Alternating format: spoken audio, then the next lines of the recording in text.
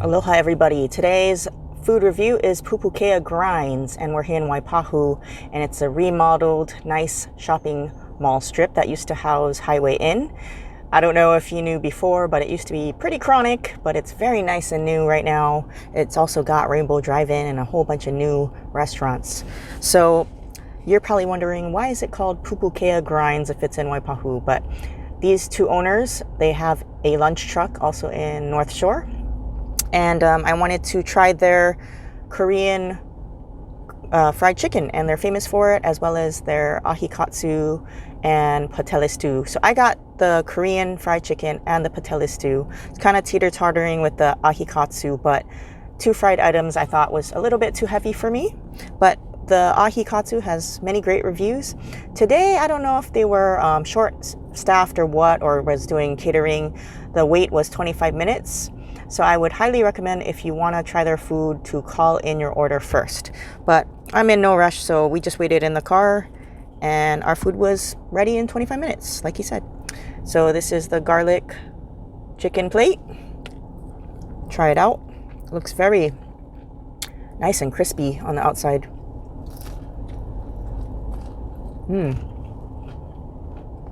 Ooh, lots of sauce.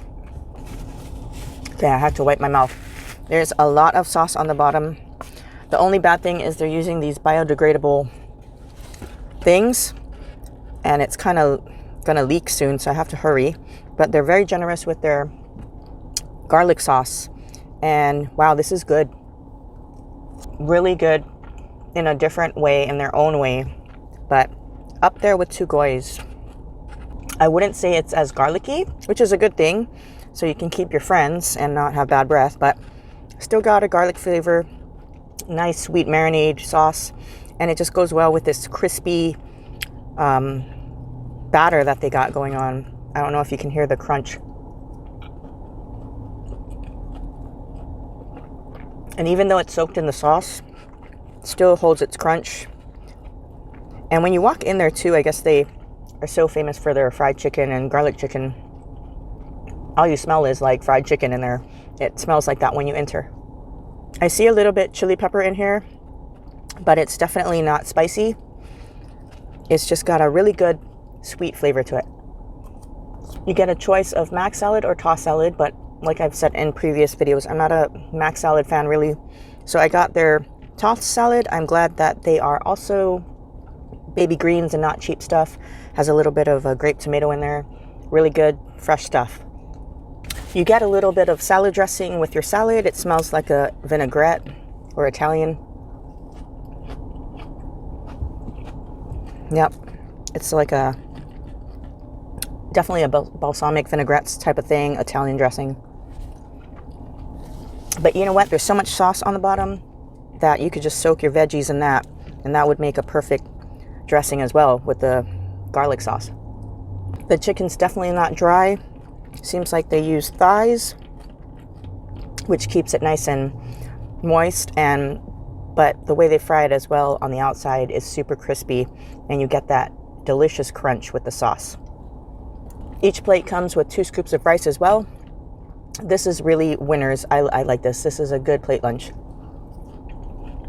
I think it's worth waiting 25 minutes for it. And I wasn't the only one. There was like about 3 other people waiting for their food after me. He even warned them, and he warned me, that it would be a long wait, and nobody walked away. Everybody just said it was okay and they would wait for the food. So that tells me something, that it's worth waiting, and it was. So for the Korean fried chicken plate, the price is $10.95, and I think that's a pretty good deal. They give you a lot of chicken, a lot of the sauce with it, a salad or a mac salad, and 2 scoops of rice. Everything was generously proportioned, and I think that's a pretty good deal. Okay, next up we have the Pastele stew. What's great is he separates it. So in this portion, I poured my Pastele stew on it. It's just the rice, the 2 scoops of rice, and then the salad. Same thing, you can get mac salad if you want. He puts the Pastele stew in a separate big bowl, and already opening it, it's totally winners. I can see lots of big chunks of pork. I see the cilantro in there. You can smell the great smells coming from it, and the olives, everything looks legit. So I poured some on my rice. Nice chunky stew.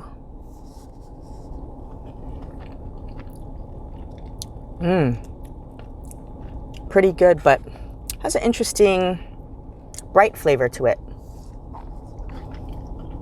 Not in a bad way. I don't know if he puts like some kind of citrus or lime in it, but it's quite bright tasting, like a citrus, which I'm not used to. But he gives it a different dimension. Let's try a little bit of this pork.